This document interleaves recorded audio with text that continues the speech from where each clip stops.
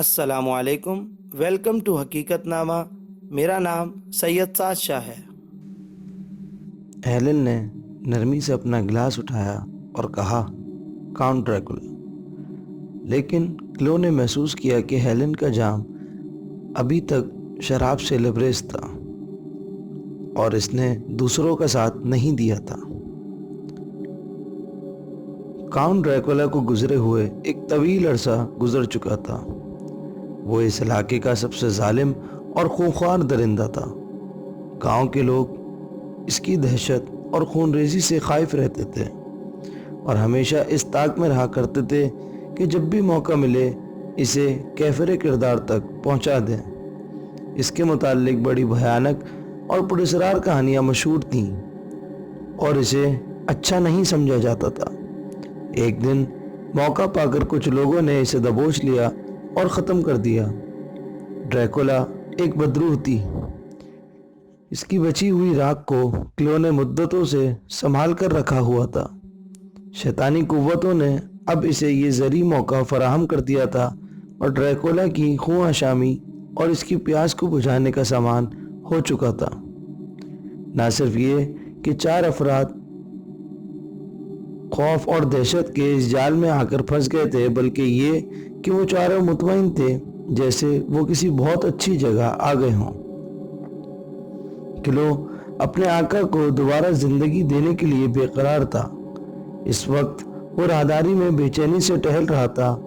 رات آدھی سے زیادہ بیت چکی تھی۔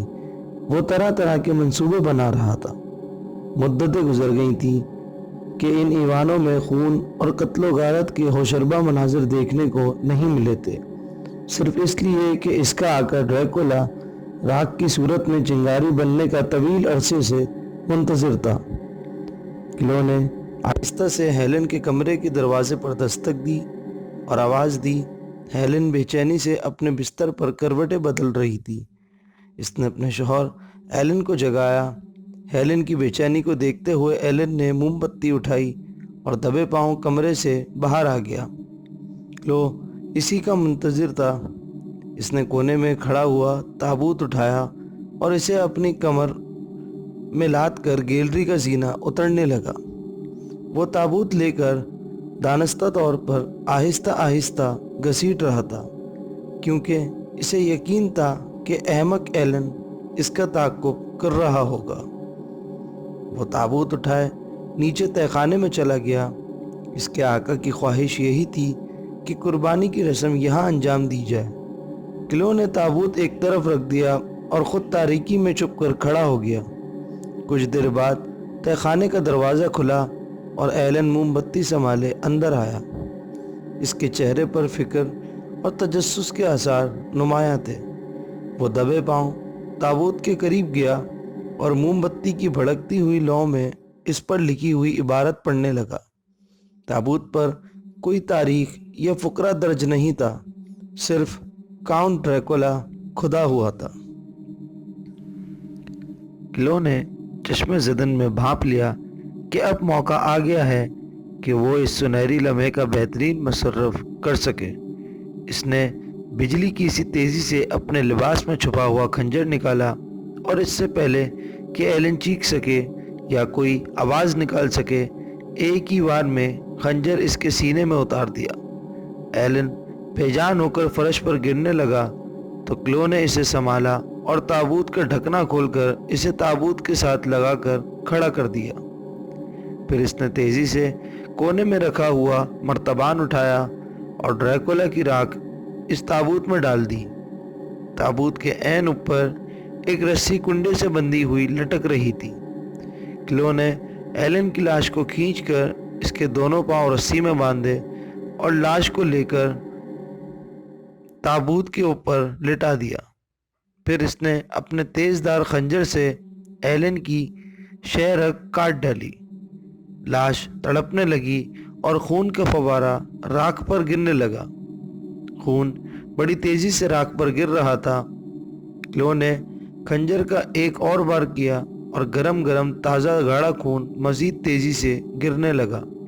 ایک جھٹکے سے کلو نے لاش کی گردن کاٹ ڈالی اور سر کو دھڑ سے علیحدہ کر کے اسے ایک طرف اچھال دیا۔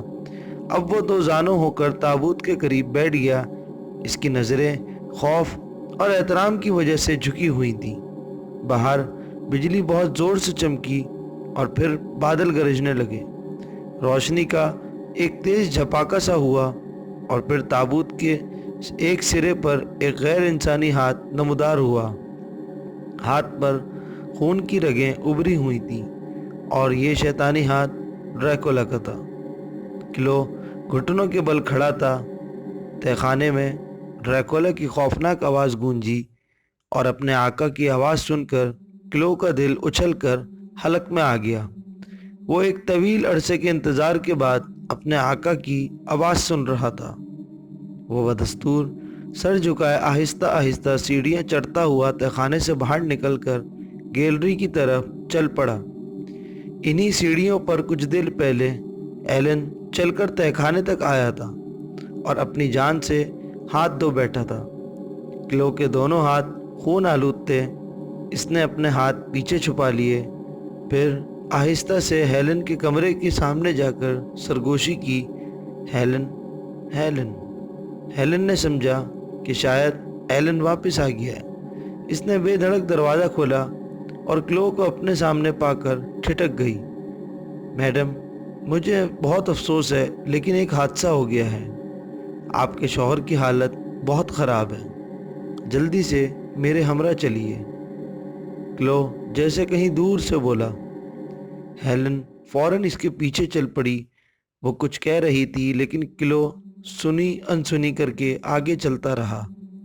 وہ تیزی سے تہہ خانے کی طرف بڑھ رہا تھا جہاں کاؤنٹ ڈریکولا اپنے شکار کا منتظر تھا۔ اس نے تہہ خانے کا دروازہ کھولا اور ہاتھ سے ہیلن کو جانے کا اشارہ کیا۔ دوستوں، اگر ابھی تک آپ نے ہمارا چینل سبسکرائب نہیں کیا تو نیچے موجود بیل آئیکن کو پریس کر دیں۔ ہیلن نے دیکھا کہ اس کے شوہر ایلن کی بغیر سر کی لاش رسی سے بندھی ہوئی الٹی لٹکی ہوئی ہے۔ ہیلن نے زور زور سے آنکھیں ملی جیسے وہ کوئی بھیانک خواب دیکھ رہی ہو، اور پھر اچانک زور سے چیخ پڑی۔ دور تک اس کی چیخ گونج کر رہ گئی۔ وہ ہذیانی انداز میں بڑبڑا رہی تھی۔ اسے کچھ بجھائی نہیں دے رہا تھا۔ وہ دیوانہ وار دروازے کی طرف بڑھی۔ وہ چاہتی تھی کہ اسے پڑ لگ جائیں اور وہ اس جگہ سے فرار ہو جائے، لیکن اسے راستہ نظر نہیں آ رہا تھا۔ زینے پر سیاہ دھاریوں والا سرخ چوگا اوڑھے ڈریکولا اس کا منتظر تھا۔ اس نے ہاتھ بڑھا کر ہیلن کا بازو جکڑ لیا۔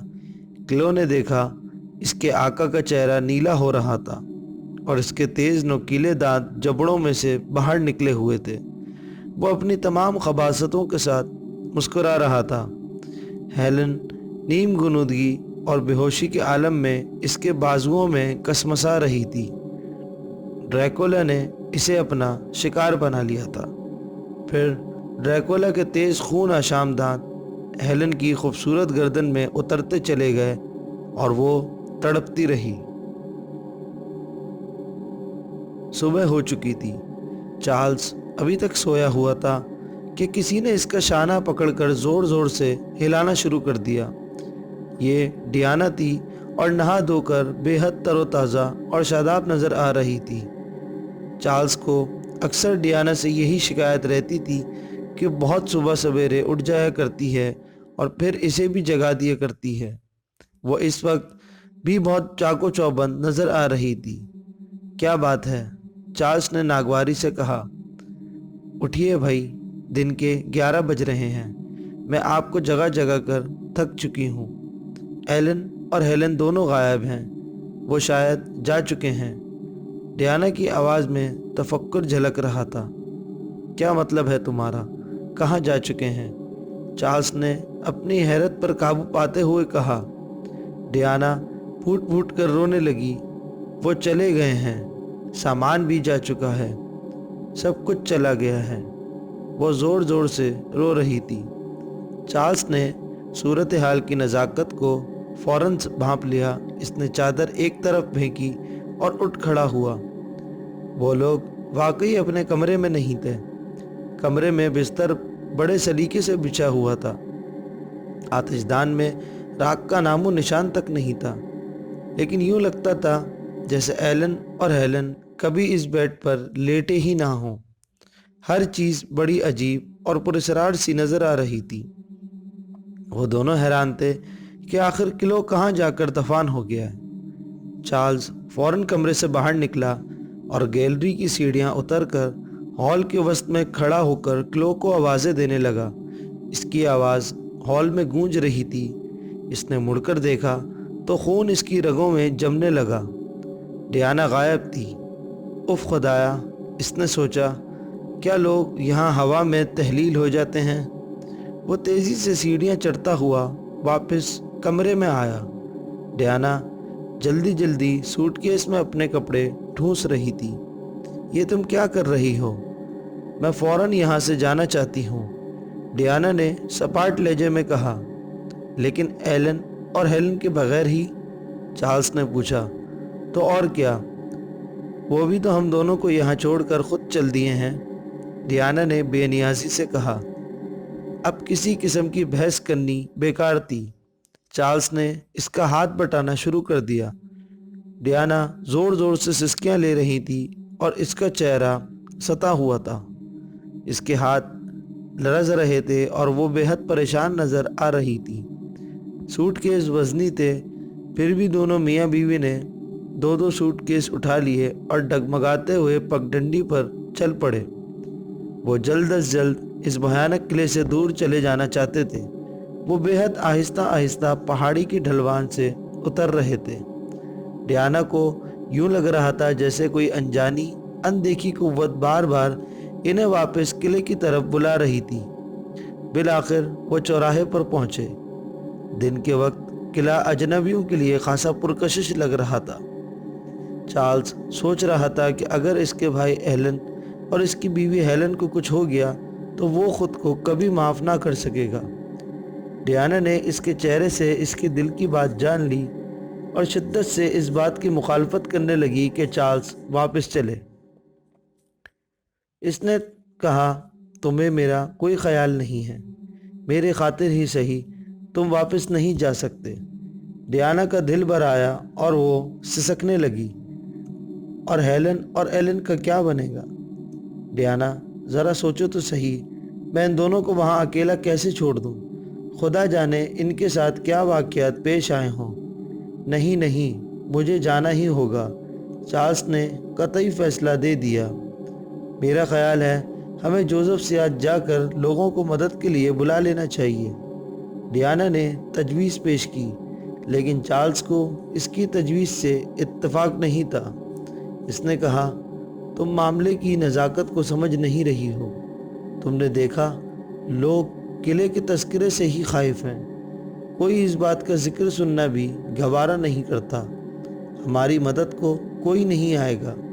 پھر اس نے ڈیانا کو اپنی آغوش میں سمیٹ لیا اور اسے سمجھاتے ہوئے بولا، تم یہاں شام 6 بجے تک میری منتظر رہنا، میں ہر قیمت پر 6 بجے تک لوٹ آؤں گا۔ مجھے یہ پراسرار معمہ ضرور حل کرنا ہے۔ آخر ہیلن اور ایلن کہاں جا سکتے ہیں؟ ڈیانا بری طرح لرز رہی تھی، وہ بے حد خائف تھی۔ وہ کچھ کہنا چاہتی تھی لیکن اس کے ہونٹ کانپ کر رہ گئے اور چارلز اسے الوداعی سلام کہہ کر قلعے کی جانب چل پڑا۔ چارلز قلعے کے صدر دروازے سے ہو کر عمارت کے اندر گم ہو گیا اور ڈیانا جھونپڑی میں آ گئی۔